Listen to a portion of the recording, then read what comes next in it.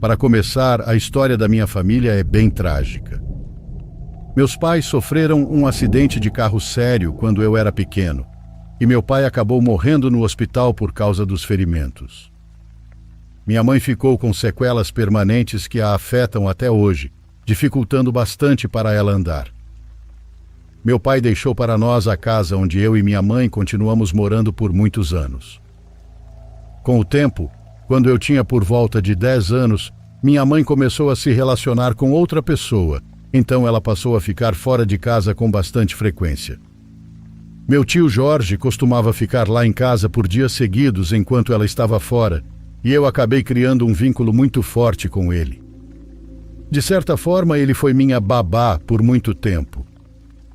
Ele sempre foi aquele tio gente boa. Jogava bola comigo no quintal, cuidava dos nossos animais, me levava ao cinema e fazia coisas que toda criança precisa. Coisas que, infelizmente, eu não tive a chance de viver com meu pai. Com o passar dos anos, conforme fui ficando mais velho, minha mãe se casou com o segundo marido e meu tio começou a aparecer cada vez menos. Quando eu tinha 16 anos, chegou um período em que ele simplesmente parou de ir lá em casa. Meses se passaram e eu não tive mais nenhuma notícia dele. Nessa época, minha mãe já se sentia confortável em me deixar sozinho em casa, então eu não questionei muito. E sendo adolescente, ter a casa só para mim até que era ótimo. Ela aparecia algumas noites na semana para jantar, mas no geral já morava com o marido. Minha mãe sempre foi muito vaga quando eu perguntava sobre o que tinha acontecido com o meu tio. Eu tinha minhas suspeitas, achava que ele estava doente ou até morto. Pode parecer estranho ela esconder algo assim de mim, mas se você conhecesse minha mãe, entenderia na hora. Por tudo que ela passou, acho que ela se tornou uma pessoa extremamente sensível, que evita causar qualquer tipo de dor ou sofrimento aos outros. Quando fiz 18 anos, já era maior de idade e a casa praticamente passou a ser minha.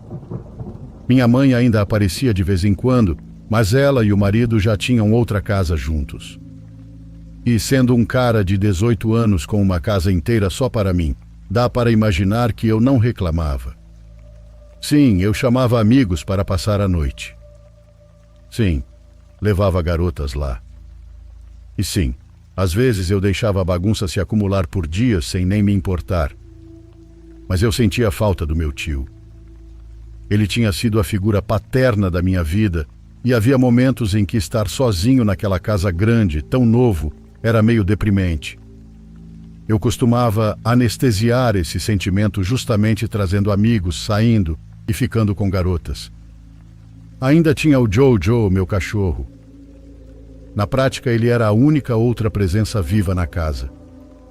Ele era um pastor australiano e na época dessa história já tinha 13 anos. Um velhinho. Ele sempre dormia ao meu lado na cama. Mas numa noite de janeiro, eu lembro disso porque a árvore de Natal ainda estava montada, eu acordei e percebi que o Jojo não estava lá. Levantei achando que ele estava em algum lugar lá embaixo, talvez querendo sair para fazer as necessidades. Chamei o nome dele enquanto descia as escadas. Não ouvi resposta. Fui até a cozinha, onde ficava a porta do porão e a saída dos fundos, e foi quando eu o vi no escuro. Ele estava parado, olhando fixamente para a escada do porão. Eu geralmente deixava aquela porta aberta, porque era um saco fechar.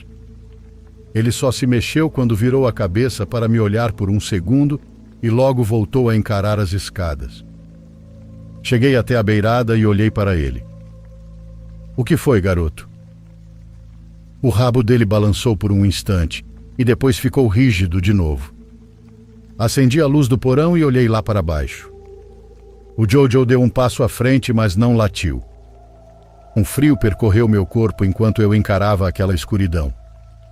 De todos os lugares possíveis para um cachorro ficar olhando daquele jeito, o porão é o pior. Apaguei a luz e segurei o Jojo pela coleira para levá-lo de volta para cima. Fechei a porta para ele não sair de novo. Fiquei assustado. Sim, um pouco. Era um comportamento estranho para ele. O que mais me passava pela cabeça era o que ele tinha escutado. Tentei voltar a dormir, mas minha mente já estava acelerada. E não ajudava em nada o fato de que a cada poucos minutos eu sentia a cama vibrar quando o Jojo levantava a cabeça. Ele estava toda hora olhando para a porta do quarto como se ainda estivesse ouvindo algo vindo lá de baixo. Eu decidi investigar. Não ia agir como uma criança e mandar mensagem para minha mãe no meio da madrugada, dizendo que estava com medo. Quando você cresce sem uma figura paterna dentro de casa, acaba aprendendo a virar homem mais cedo. Desci de novo. Quando cheguei ao final da escada, ouvi o Jojo vindo atrás de mim. Ele passou por mim, foi direto para a porta do porão e parou exatamente na mesma posição de antes. Fiquei ao lado dele e olhei novamente para a escuridão lá embaixo.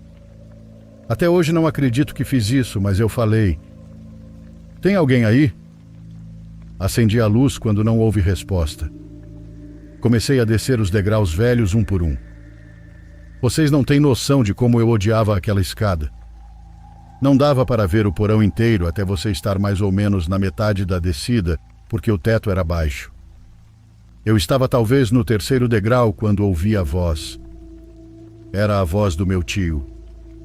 Eu reconheci na hora, mesmo depois de todos aqueles anos. Vinha de algum lugar lá embaixo, chamando pelo meu nome, mas estava fraca, como se ele estivesse machucado. Meu coração simplesmente despencou. Desci correndo até o porão. Cheguei lá e não tinha ninguém. "Tio", chamei. O Jojo continuava lá em cima, me olhando. Ele não quis descer. Caminhei mais para dentro. Nada. Meu coração estava disparado. Olhei atrás do sofá e não havia lugar nenhum onde alguém pudesse estar escondido, exceto na lavanderia que ficava no canto. Olhei naquela direção e tive a impressão de ouvir um som bem leve vindo do outro lado da porta. Foi aí que algo tomou conta de mim. Sem pensar, eu disparei escada acima como uma criança, tentando sair dali o mais rápido possível. Quando cheguei no topo, nem apaguei a luz. Mal consegui fechar a porta do porão, quase travando ela antes de subir correndo. O Jojo começou a latir. Eram os primeiros latidos que eu ouvia dele em meses. Ele veio atrás de mim o mais rápido que conseguia. A primeira coisa que fiz foi nos trancar no meu quarto. Peguei o celular e liguei para minha mãe várias vezes, até ela atender. Quando ela finalmente atendeu, eu falava quase sussurrando, desesperado, dizendo que tinha alguém no porão e que essa pessoa soava exatamente como o tio. Na verdade, eu tinha certeza de que era ele. Contei que o Jojo estava na porta quando eu acordei e que ele também tinha ouvido algo. Minha mãe, surpreendentemente, ficou calma. Ela só me deixou terminar. Quando terminei, fiquei esperando ela entrar em pânico, mas em vez disso, ela disse com uma voz tranquila que eu provavelmente tinha acordado de um pesadelo. Insisti. Disse que não era possível. Falei que tinha alguém lá embaixo. Até o Jojo sabia disso. Perguntei se ela achava mesmo que eu inventaria algo assim. Foi aí que ela ficou em silêncio por um momento, e eu entendi depois que aquele foi o instante em que ela decidiu me contar a verdade. Meu tio tinha ficado doente de câncer e tinha morrido anos antes. Por isso, ele parou de aparecer. Antes mesmo dela terminar de explicar, eu interrompi. "Não é possível. Ele está lá embaixo agora." Ela me cortou e disse: "Me escuta. Se tem alguém no porão, você precisa ligar para a polícia agora." E foi o que eu fiz. Desliguei e falei com a polícia sobre uma possível invasão. Eu e o Jojo ficamos no quarto esperando até que ouvi batidas, seguidas da campainha. Desci correndo para abrir. Apontei imediatamente para a porta do porão. Ela ainda estava praticamente emperrada do jeito que eu tinha deixado. Eles mandaram eu esperar lá em cima, mas eu insisti em ir junto. Desci com eles. Fui contando tudo. O que ouvi, quando ouvi e de onde veio. Mostrei onde eu tinha procurado e depois apontei para o único lugar que eu não tinha verificado: a lavanderia. Eles abriram a porta. Eu mostrei onde ficava o interruptor. A luz acendeu. Não havia ninguém lá dentro. A lavanderia estava exatamente como sempre. Ninguém escondido. Nenhum espaço secreto. Nada. Era como se ninguém jamais tivesse estado ali. Naquele momento eu sabia que devia estar parecendo completamente maluco. Subimos e eles ainda deram uma olhada no resto da casa. Não tinha nada. A casa estava completamente vazia. Pelo menos eles foram profissionais. Não me trataram mal, apesar de provavelmente acharem que eu tinha surtado. Eles foram embora. Subi e liguei para minha mãe de novo. Ela atendeu na hora e foi aí que ela terminou de explicar. Meu tio realmente tinha morrido anos antes. Ela não quis me contar porque achava que eu já tinha sofrido perdas demais. Então preferiu fingir que ele simplesmente tinha sumido. O que eu gritei com ela era muito pior. Mas isso não explicava o fato de eu ter ouvido a voz dele. Ali, naquele momento, no porão. Eu me acalmei um pouco e disse com a voz baixa: "Mãe, isso realmente me assustou." Eu sei que no fundo ela acreditou em mim, e isso me assustou ainda mais. Ela tentou me tranquilizar, disse que estava tudo bem, que minha mente estava me pregando peças. Eu fingi concordar. Desligamos. Abracei o Jojo. Ele era a única coisa que me impedia de entrar em pânico naquela noite. Demorei horas para conseguir dormir e durante a semana seguinte, viver naquela casa foi um inferno. Eu não conseguia nem chegar perto da porta do porão. O Jojo já não ficava mais olhando para lá, mas a sensação continuava. Eu sei que foi real, porque o Jojo reagiu a alguma coisa. Se ele não estivesse lá, talvez eu conseguisse convencer a mim mesmo de que foi só uma alucinação ou coisa da minha cabeça. Mas não. Tinha algo lá embaixo. Algo que tinha a voz do meu tio.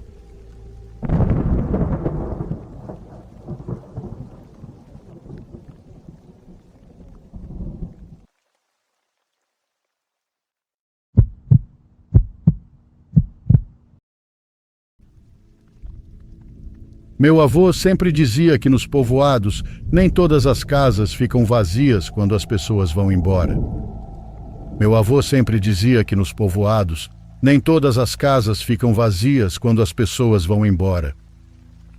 Eu era criança quando ouvi isso pela primeira vez, sentado com ele no corredor da casa dele. Eu gostava de ficar com meus avós porque sempre havia algo para ouvir. Minha avó falava de parentes que ninguém lembrava, enquanto meu avô contava histórias de caminhos, colheitas perdidas e gente que um dia foi embora do povoado sem se despedir. Mas havia uma história que todo mundo conhecia. Era a da Casa dos Santos. Assim a chamavam por causa da família que viveu ali quando meu avô era jovem. Os Santos tinham uma pequena loja em frente à praça, onde vendiam açúcar, velas, sabão e tecidos simples para as mulheres do povoado. Não eram ricos, mas viviam melhor do que muitos. Meu avô dizia que Amador Santos era um homem trabalhador e muito respeitado, daqueles que não se metiam em brigas e que vendiam fiado quando a colheita não rendia. Sua esposa se chamava Denise, mas era conhecida como Preta e também era uma boa mulher. Antigamente, segundo os mais velhos, os dois eram pessoas alegres. Colocavam cadeiras no corredor ao entardecer e conversavam com os vizinhos enquanto a filha brincava perto da loja. Minha avó dizia que o tom de voz de seu Amador mudava quando falava com a menina. O rosto dele se suavizava. Ele deixava de ser aquele homem sério atrás do balcão e se tornava um pai atencioso, desses que olham para a filha como se ela fosse a única coisa boa que a vida lhes deu. E é que a filha deles sempre foi frágil de saúde. Laura não tinha uma doença daquelas que derrubam alguém de um dia para o outro. mas um cansaço longo que foi tomando conta do corpo com os anos. Naquela época não havia médicos por perto. Além disso, a medicina não era como hoje. As pessoas faziam o que podiam com chás, massagens e conselhos de mulheres mais velhas. Seu amador gastou tudo o que tinha. Vendeu animais, pediu favores e levou Laura a curandeiros, médicos e até a um homem de outra região que dizia saber tratar doenças difíceis. Nada funcionou. Com o tempo, os pais deixaram de ser os mesmos. Preta parou de ir às reuniões da igreja. Se alguém perguntava por Laura, ela apenas dizia que estava delicada e encerrava o assunto. Também deixaram de permitir que a menina saísse. Não por crueldade, mas pelo medo enorme de perdê-la. Começaram a protegê-la como se o ar da rua pudesse fazer mal. Não a deixavam ir à praça nem acompanhá-los à missa. Nem sequer permitiam que ficasse muito tempo sentada no corredor quando o vento começava a soprar. A população começou a comentar. Alguns diziam que estavam exagerando na proteção, outros achavam normal, porque quando um filho está doente, os pais são capazes de qualquer coisa para mantê-lo por perto. Meu avô a via de vez em quando. Dizia que quando passava com o pai distribuindo leite, conseguia ver Laura por trás de uma cortina branca, olhando para a rua como se quisesse sair, nem que fosse por um instante. Até que numa madrugada de agosto, Laura faleceu. Mas o estranho foi que não houve velório. Não houve orações abertas nem homens organizando cadeiras na rua. O único comentário que se espalhou foi que seu amador e Dona Denise não quiseram enterrar a filha. Disseram que ainda não estavam prontos e que precisavam de alguns dias para se despedir.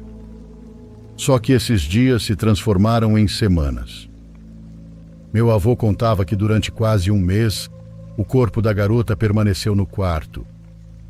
Não se dizia isso em voz alta, mas todo mundo sabia. Preta saía apenas por instantes, com o cabelo bagunçado e os olhos fundos de tanto chorar. Seu amador não voltou a abrir a loja. Minha avó dizia que aquilo não era maldade. Era dor. Mas uma dor doente, daquelas que fazem a pessoa perder a razão sem perceber.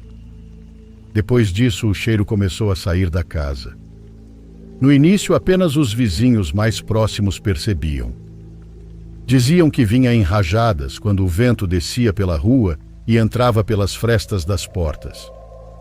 Era um cheiro que grudava na garganta e tirava o apetite. Meu avô dizia que a casa dele ficava a 2 parcelas dali e, mesmo assim, uma tarde conseguiu sentir. Nessa altura, ninguém mais queria passar em frente à casa dos Santos depois do meio-dia.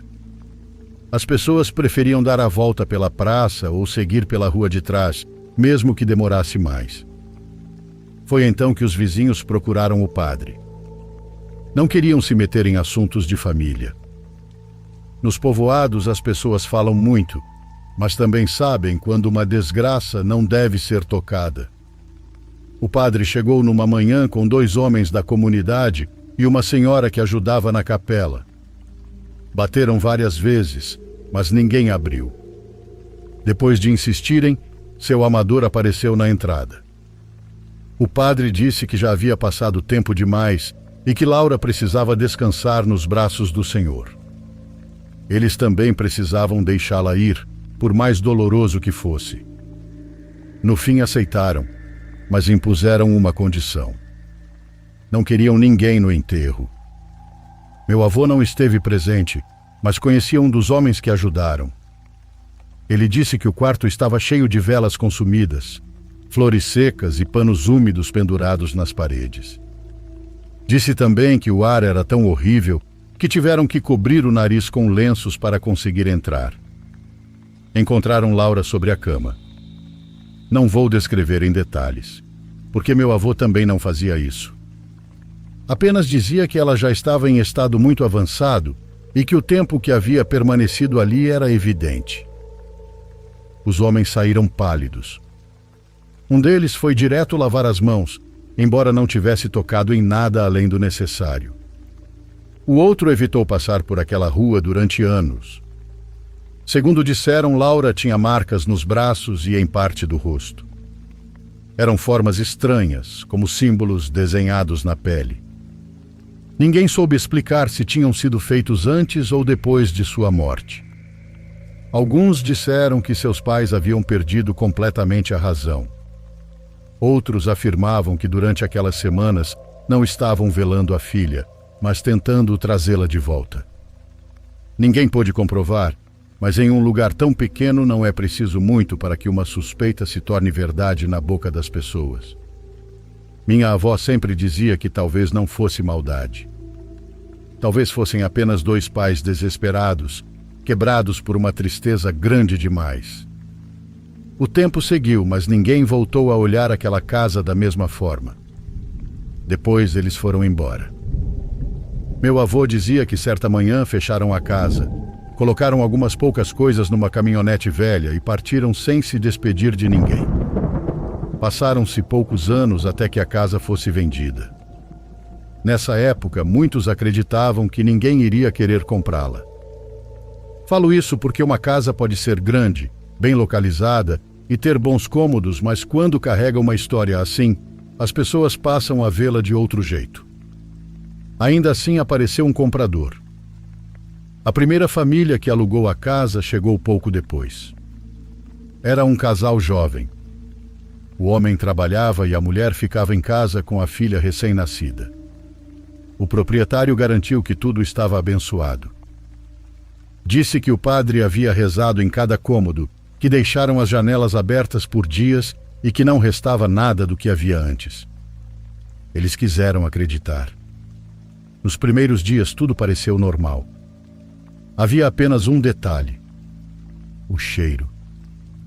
A mulher foi a primeira a notar. Dizia que às vezes a casa tinha um odor estranho, como quando se abre um baú antigo depois de muitos anos. Era um cheiro abafado, misturado com algo doce que ela não conseguia identificar. O marido dizia que era por causa do tempo em que a casa ficou fechada. E fazia sentido. Por alguns dias o cheiro desaparecia, depois voltava. Às vezes era bem leve, apenas uma sensação incômoda no ar. Outras vezes era tão forte que a mulher acordava de madrugada com náuseas, convencida de que algo estava apodrecendo dentro da casa. O mais estranho era que o cheiro não vinha de um único lugar. Uma madrugada parecia sair do corredor. Outra tarde vinha do quarto dos fundos. Às vezes surgia perto do berço da menina, tão intenso que a mãe a pegava no colo e a levava para o corredor para que respirasse outro ar. Foi então que a bebê começou a adoecer. Levaram-na ao médico do povoado. Disseram que era normal, que bebês adoecem e o corpo ainda está se adaptando. O casal tentou se tranquilizar, depois surgiram as marcas. A primeira vez foi no braço. Eram linhas vermelhas e pequenas, como se alguém tivesse pressionado a pele com as unhas. A mãe pensou que talvez ela mesma tivesse machucado a criança ao trocá-la, ou que a bebê tivesse se arranhado sem querer. Cortou as unhas dela, colocou luvinhas e passou a envolvê-la com mais cuidado. Mas as marcas continuaram aparecendo. Às vezes nas pernas, outras nas costas. Certa manhã encontrou 3 no lado do corpo, como se uma mão muito magra a tivesse segurado enquanto dormia. Meu avô contava que numa noite, o homem saiu para o quintal com a bebê nos braços. A criança não parava de chorar, e ele estava pálido, olhando para as janelas da casa, como se esperasse ver alguém lá dentro. Foi a esposa quem finalmente disse em voz alta. Disse ao marido que naquela casa ainda havia a presença de uma mulher. Quando a bebê completou 4 meses, o casal decidiu ir embora. O povoado disse que estavam exagerando. O dono repetiu que a casa estava abençoada e que não havia nada de errado. O segundo relato surgiu algum tempo depois, quando outra família alugou a casa. Eles vinham de uma fazenda próxima. Era um casal jovem com 2 filhos menores de 10 anos. O pai trabalhava como caminhoneiro e quase sempre estava fora. A mãe vendia comida pela manhã e ficava em casa com as crianças à tarde. Nas primeiras semanas, tudo foi tranquilo. Depois começaram os ruídos. Eram sons de passos no corredor quando todos estavam na cozinha, uma porta que se fechava devagar nos fundos, o ranger de uma cama como se alguém se sentasse nela. A mulher pensou que fossem ratos, mandou verificar o telhado e pediu ao marido que tapasse alguns buracos na parede. Mas os ruídos continuaram. O mais estranho foi que as crianças começaram a evitar um dos quartos. Era o quarto dos fundos, o mesmo onde anos antes Laura havia permanecido por quase um mês. Mas as crianças não sabiam disso. Ninguém havia contado. Para elas era apenas o quarto onde guardavam cobertores, caixas e uma cama velha. Até que certa tarde o menino saiu correndo de lá. Estava pálido, com os olhos arregalados e as mãos tremendo. A mãe pensou que ele tivesse caído ou brigado com o irmão, mas o menino disse que havia uma mulher no quarto. No início, não quis explicar. Só repetia que a mulher estava ao lado da cama, olhando para ele sem piscar. A mãe entrou imediatamente. Não viu nada. O quarto estava vazio. A cama encostada na parede, as caixas no lugar e a janela fechada. Mesmo assim, o menino não se acalmava. Disse que a mulher usava um vestido preto velho. Estava parada, com uma mão levantada, chamando-o com os dedos. Disse também que ela era muito branca e tinha braços finos como os de alguém doente ou muito velho. Mas o rosto não combinava. O rosto era liso demais, como se a pele estivesse esticada e nova. Ele a viu por poucos segundos, mas foi o suficiente porque quando a mulher começou a caminhar em sua direção, o menino sentiu um medo que não soube explicar. Disse que seus passos não faziam som e que o vestido quase não se movia, como se o corpo avançasse sem tocar o chão. Então ele correu. A mãe tentou acalmá-lo, mas sentiu o peito apertar. Quando contou ao marido, ele não quis acreditar no início. Mas então o outro filho falou. O mais velho disse que também havia sentido coisas naquele quarto. Não tinha visto a mulher por completo, mas ouviu alguém respirar ao lado da cama quando entrava ali. Também disse que uma vez viu a sombra de alguém parada atrás da porta. Foi então que a mulher decidiu buscar ajuda. Procurou um curandeiro que conhecia havia anos, um homem que já havia ajudado sua família com limpezas espirituais e mal olhado. O curandeiro chegou numa manhã. A limpeza durou várias horas. Todos no povoado pensavam em Laura quando se falava daquela casa. Era o mais lógico. Se havia uma presença, se alguém aparecia naquele quarto, tinha que ser ela. Mas o curandeiro balançou a cabeça. Disse que o que estava ali não tinha a tristeza de uma filha perdida, nem a confusão de alguém que não entende que já morreu. O que se sentia naquele quarto era mais antigo e mais escuro. Não soube dizer o que era, ou talvez não tenha querido. Apenas comentou que algo havia se fixado na casa e que usava aquela história para assumir a forma de uma mulher. Como se tivesse aprendido que a dor de Laura era a maneira mais fácil de se aproximar de quem vivia ali. Depois disse que algumas portas se abrem no desespero. Às vezes abrem-se em meio ao choro, prometendo qualquer coisa para recuperar o que se perdeu. Isso foi suficiente para o lugar voltar a comentar. Diziam que as suspeitas estavam certas. Falaram que seu amador e Dona Preta não apenas haviam perdido a razão, mas que em sua dor tentaram fazer algum tipo de acordo com algo sombrio. Depois da limpeza, a família permaneceu ali por mais um tempo. A mulher dizia que a casa mudou desde aquele dia. Nunca mais viu a mulher de vestido preto. Também não houve novas aparições, pelo menos não da mesma forma. Meu avô dizia que a limpeza fechou algo, ou pelo menos o deixou quieto. E embora por um tempo a casa dos Santos parecesse em paz, as pessoas continuaram passando em frente a ela de cabeça baixa. Durante quase um mês, 2 pais desesperados haviam chamado algo, sem saber se depois conseguiriam fazê-lo ir embora. Tudo isso enquanto mantinham o corpo da própria filha em casa, recusando-se a enterrá-la.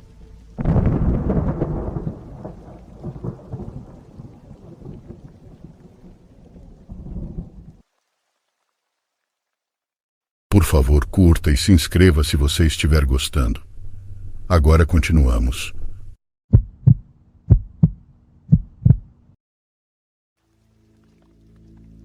Na verdade, eu não planejava terminar morando em um quarto na cobertura, mas também não tinha muitas opções. O apartamento onde eu morava, infelizmente, ia ser demolido. Avisaram a gente com pouquíssimo tempo, porque já tinham vendido tudo para derrubar e construir um prédio novo. E embora eu tenha tentado procurar algo rápido, estava tudo caríssimo. Pediam requisitos que eu não tinha naquele momento, como fiador com o imóvel, e vários meses de aluguel como depósito. Isso me pegou totalmente desprevenido. Um grande amigo, o Ivan, foi quem me deu uma força. Ele me disse que o pai dele tinha um imóvel numa vila antiga perto do centro. Era dessas bem velhas mesmo, com apenas 4 apartamentos. Um deles era o dele, mas também havia um quartinho na cobertura que quase não usavam. Ele disse que se eu quisesse poderia ficar lá por alguns dias enquanto resolvia minha situação. Quando fui conhecer o lugar, confesso que fiquei meio desconfortável. Era muito antigo, com a pintura desgastada por toda parte, e os corredores eram escuros mesmo durante o dia. Os apartamentos estavam ocupados, pois dava para ouvir televisões ligadas e sentir cheiro de comida. O quarto da cobertura ficava no alto de uma escada extremamente estreita, quase escondida no fundo. Era pequeno, com uma cama, um guarda-roupa velho e uma janela que dava para outras coberturas. Só isso. Antes de ir embora, o Ivan me disse algo que na hora achei que fosse brincadeira. Ele disse que o quarto não era alugado porque ninguém aguentava ficar lá. Mas pediu para eu não me assustar. Disse que no máximo eu ouviria algumas coisas. Perguntei o quê, mas ele só riu e disse que depois me contava, que não queria me deixar sugestionado. Mas foi exatamente isso que ele fez. Mesmo assim, aceitei. Como eu disse, não tinha escolha. Na primeira noite, me ajeitei como deu. Deixei minhas coisas, varri um pouco o pó e fui dormir cedo, porque estava exausto de toda a correria de sair do antigo apartamento. Já de noite tudo estava em silêncio, até que comecei a ouvir passos lá em cima, na própria cobertura onde eu estava. Não era uma área comum, onde os outros moradores costumavam subir. Aquela parte era separada. Os passos eram lentos, arrastados, como se alguém estivesse caminhando devagar, quase arrastando os pés. Pensei que fosse algum vizinho, ou alguém curioso para ver quem tinha chegado, embora o horário fosse estranho. De repente, os passos pararam bem em frente à porta. Fiquei imóvel, só escutando. Foi então que senti algo ainda mais estranho, como se alguém estivesse do outro lado, agachado atrás da porta. Não sei explicar direito, mas dava para ouvir uma respiração muito baixa, bem próxima, como se estivesse colada na madeira, como se algo estivesse tentando espiar por baixo da porta. Eu não abri. Fiquei com medo de verdade. Permaneci ali, completamente imóvel, até que depois de um tempo os passos voltaram e se afastaram, como se tivessem descido as escadas. Naquela noite dormi muito mal, mas tentei me convencer de que era coisa da minha cabeça. O estresse, a mudança, o lugar novo. No dia seguinte tentei levar a vida normalmente. Saí, procurei aluguel o dia inteiro e conversei com várias pessoas. Quando voltei à noite, hesitei um pouco antes de subir, mas era o que eu tinha. Meu único abrigo. Só que a segunda noite foi diferente. De novo, mais ou menos no mesmo horário, os passos começaram na cobertura. Mas agora não eram lentos. Eram mais firmes, como se alguém estivesse andando de um lado para o outro. Levantei, fui até a porta e conferi se estava bem fechada. Tranquei e ainda encostei uma cadeira, como nos filmes, só para me sentir mais seguro. Voltei para a cama, apaguei a luz e foi exatamente nesse momento que ouvi uma risada. Um sussurro. Algo estranho. Mas não vinha de fora, estava dentro do quarto. Comigo. Muito perto da cama. A única coisa que consegui fazer foi me virar e me encolher contra a parede, tentando ignorar. Mas então senti o colchão afundar atrás de mim, como quando alguém sobe na cama junto com você.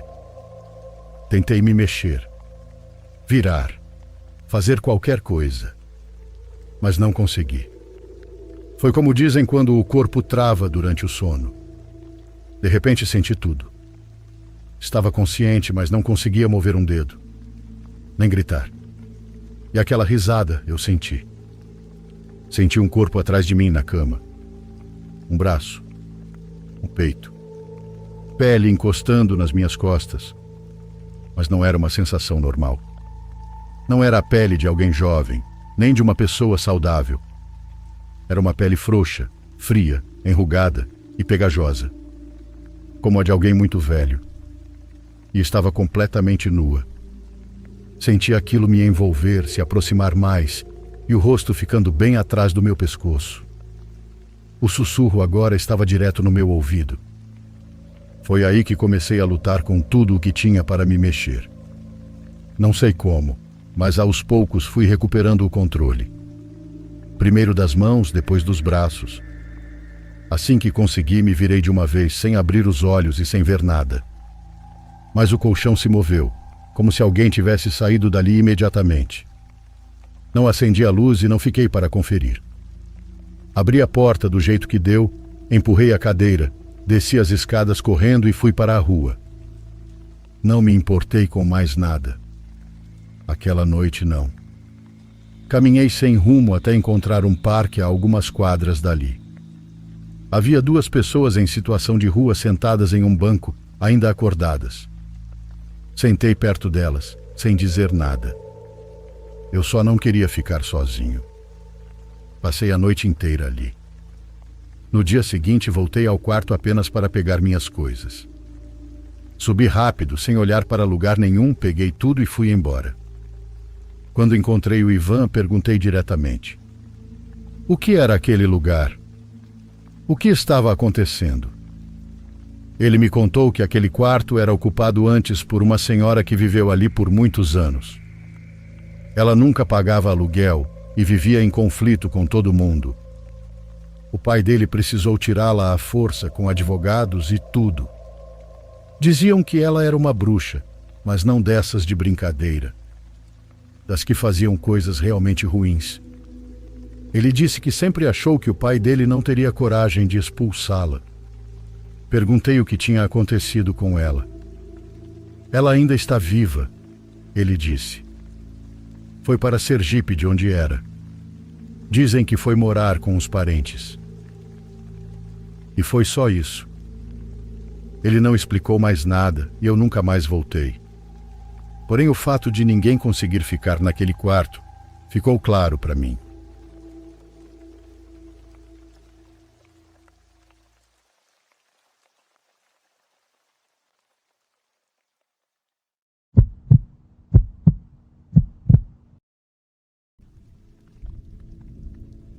Primeiramente, quero agradecer pelo conteúdo diário.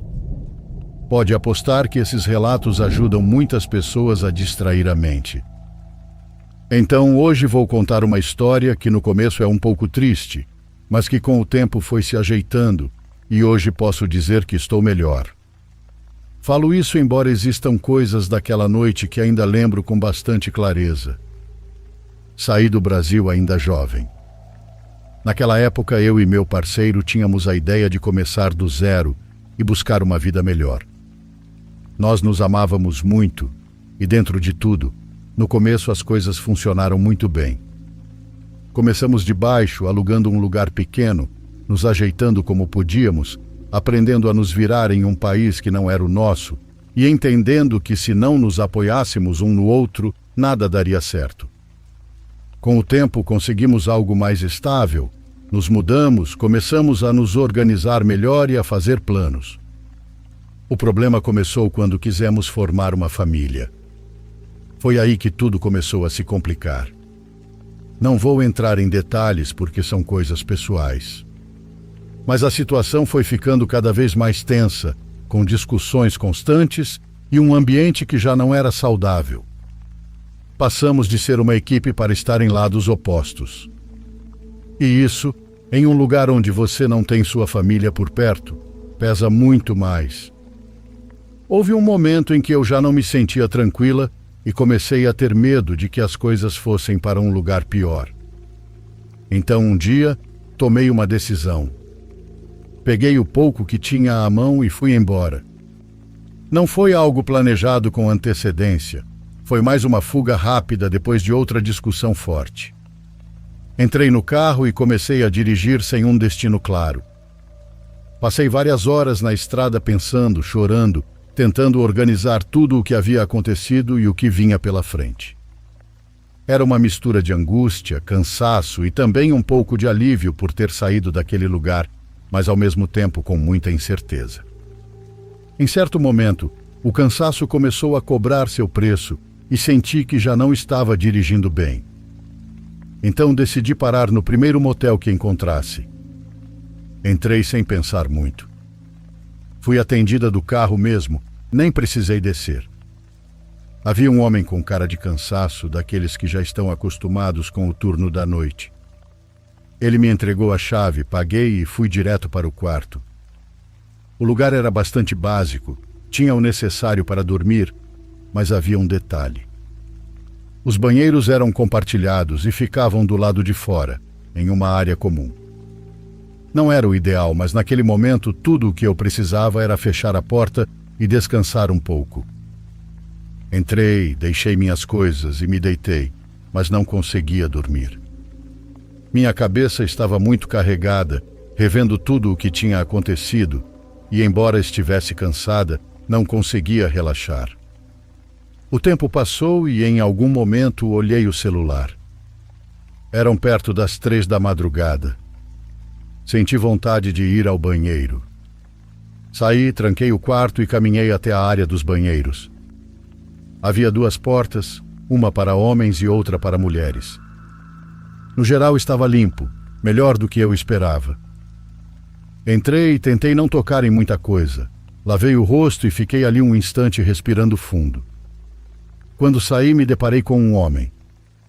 Era muito grande, de corpo pesado, e estava bem na saída, como se tivesse chegado ao mesmo tempo que eu. O espaço era pequeno, então praticamente demos de frente um com o outro.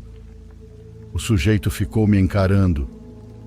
Tentei evitar olhar para ele, mas em um momento acabei encarando de volta. E foi aí que notei algo estranho. Não era nada sobrenatural nem coisa do tipo, mas os olhos dele não estavam normais. As pupilas estavam muito dilatadas, muito escuras, como se estivesse sob efeito de alguma coisa ou em um estado alterado. Ele não disse nada no começo. E de repente me agarrou pelo pescoço. Me empurrou contra a parede sem aviso e disse em voz baixa, mas firme, que eu tinha que ir com ele. Falou que se eu não fosse, algo muito ruim ia me acontecer. Tudo foi muito rápido. Eu não entendia nada, só tentava me soltar. Comecei a pedir que por favor não me machucasse. Disse a primeira coisa que me veio à cabeça. Falei que eu tinha família, que tinha filhos e coisas que naquele momento nem eram verdade, mas eu precisava que ele me soltasse. Comecei a chorar, mas não foi um choro contido, foi um choro descontrolado. E foi isso que mudou tudo. O homem que tinha me atendido na entrada ouviu e apareceu. Não sei se ele estava por perto ou saiu para ver o que estava acontecendo, mas chegou rápido. Acertou o sujeito com força suficiente para que ele me soltasse, e naquele instante o homem saiu correndo. Tudo aconteceu em segundos. Fiquei encostada na parede tentando respirar, enquanto o outro homem saiu para ver para onde ele tinha ido. Depois voltou e eu perguntei de que quarto aquele cara era, se ele o conhecia e se estava hospedado ali. Ele me disse que não havia registro de ninguém assim. que ele não tinha alugado nenhum quarto e que ele sequer o tinha visto entrar.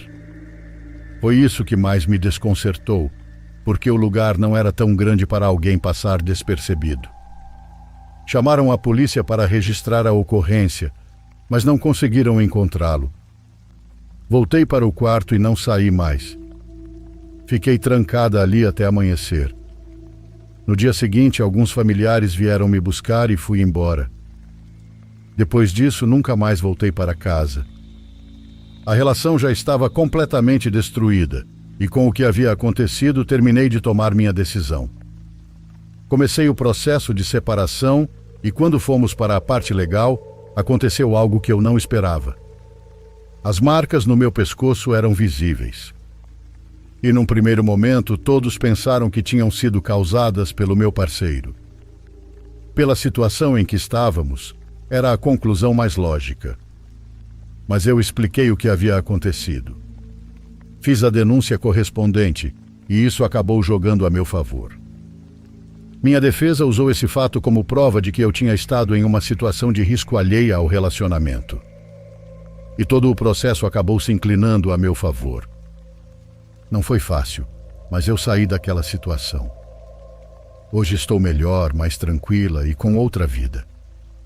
Mas aquela noite, a sensação de não saber quem era aquela pessoa nem de onde saiu é algo que nunca me abandonou.